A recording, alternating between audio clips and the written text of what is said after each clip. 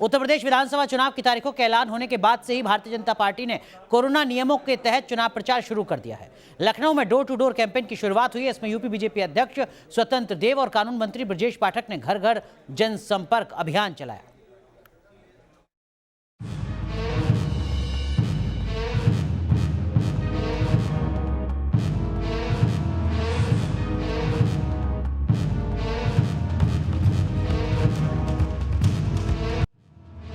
Mission 2022 की तैयारी में जुटी बीजेपी, यूपी फतह के लिए बनाया फुल प्रूफ प्लान। कोरोना में भी वोटर्स को साधने में जुटी। जन विश्वास यात्रा के माध्यम से जनता जनार्दन के बीच में जाकर हम लोगों ने आशीर्वाद प्राप्त किया। बीजेपी ने जन संपर्क अभियान की शुरुआत की। घर घर पहुंच रही है बीजेपी की टोलियां। ऐसा कोई भी व्यक्ति नहीं है जो भाजपा के साथ खड़ा ना हो। वंचित, पीड़ित, जो निसहाय लोग हैं, जो पीड़ित लोग हैं, सारे के सारे भारतीय जनता पार्टी के साथ हैं। दोबारा यूपी विधानसभा चुनाव में जीत हासिल करने पर नजर गड़ाए बीजेपी ने सूबे में जनसंपर्क अभियान की शुरुआत की। तो प्रदेश बीजेपी अध्यक्ष स्वतंत्र देव सिंह से लेकर मंत्री तक इस अभियान में पसीने बहाते नजर आए। इस मेगा इलेक्शन कैंपेन में बीजेपी की नजर उन 6.5 करोड़ वोटर्स पर है जिन्हें केंद्र और राज्य सरकार की योजनाओं का लाभ मिला है। जनसंपर्क अभियान में घर घर पहुंचने की कोशिश में जुटे यूपी के कानून मंत्री ब्रजेश पाठक बेहद उत्साहित नजर आए। इस दौरान ब्रजेश पाठक ने लाभार्थियों को चंदन और कुमकुम का तिलक लगाया और उनके साथ सेल्फी भी ली, तो कई महिलाओं और बुजुर्गों के पैर भी छुए। जनसंपर्क अभियान में चलते चलते वो एक टेलर की दुकान में पहुंचे और फिर एक सिलाई मशीन पर बैठ गए। जो तस्वीर आप देख रहे हैं, ये तस्वीर आपको थोड़ी सी चौंकाएगी, क्योंकि जो सामने सिलाई मशीन पर बैठे हुए हैं खुद कैबिनेट मंत्री ब्रजेश पाठक जी हैं और निकले हैं लखनऊ में जनता से संपर्क करने के लिए। सर, जो अभियान आप लोगों ने शुरू किया है आज, कितना असर इसका देखने को मिलेगा?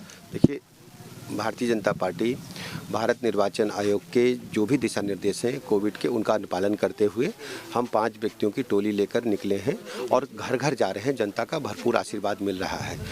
बातों ही बातों में न्यूज नेशन संवाददाता ने सिलाई मशीन चलाने को लेकर उनसे सवाल किए, तो उन्होंने फौरन ही उसका जवाब मशीन चलाते चलाते दिया। हम लाभार्थियों से संपर्क कर रहे हैं। विभिन्न योजनाएं की जो लाभार्थी हैं उनको तिलक लगा रहे हैं, उनको चंदन लगा रहे हैं, उनको अक्षत दे रहे हैं और भरपूर आशीर्वाद दे रहे हैं। जब आप देखेंगे, जब परिणाम आएगा तो भारतीय जनता पार्टी के पक्ष में आएगा और हम पिछली बार से भी अधिक सीटें जीत करके दोबारा सरकार बनाएंगे। अभी आप सिलाई मशीन पर बैठे हुए हैं, मतलब ऐसे कि चलाना जानते हैं? हम पूरी तरह से चलाना जानते हैं। दुकानदार का दावा है कि वो ब्रजेश पाठक पहले भी वहाँ आ चुके हैं। लखनऊ के विक्रमादित्य मार्ग के पास ही एक मोहल्ला है और यहाँ पर सबसे पहले वो एक टेलर की दुकान में पहुँचे। चूँकि भाजपा की ये कोशिश है कि इसी तरीके से डोर टू डोर जाकर लोगों से संपर्क किया जाए और जो सरकार की बड़ी योजनाएं हैं उन योजनाओं को लोगों को बताया जाए। जो दुकान के टेलर हैं उनसे भी बातचीत करने की कोशिश करूँगा मैं। जी, तकिया अहमद जी, आ जाइए बाहर।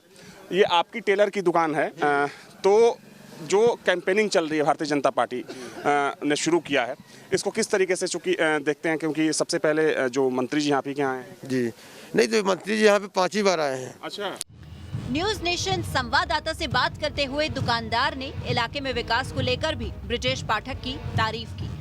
कभी किसी या कोई मंत्री या विधायक इस छोटे से मोहल्ले में कभी हम लोग का हाल चाल लेने नहीं आया। अच्छा, मतलब मंत्री जी हमेशा आते रहे? जी, हाल चाल भी लेते हैं, काम भी करते हैं। सामने शौचालय देखिए इन्होंने बनवाया है मंत्री जी ने हमारे। अच्छा अच्छा, तो दिखाएंगे आपको। ये 7:30 समरसेबुल जो है हमारे मंत्री जी का लगवाया हुआ है। ये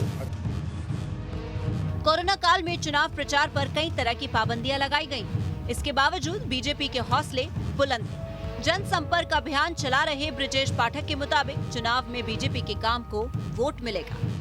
जो जातिगत टिप्पणियां हैं वो भी तेज होती जा रही हैं। कोई अपनी जाति बता रहा है, कोई दूसरों की जाति बता रहा है, तो ये फैक्टर कितना काम करेगा? क्या एक बार फिर से कास्ट फैक्टर यूपी में हावी रहने वाला? भारतीय जनता पार्टी अपने काम की बदौलत सर्व समाज को साथ लेकर के चुनाव लड़ रही है। आप देखते हैं कि भारतीय जनता पार्टी को सबका आशीर्वाद मिल रहा है।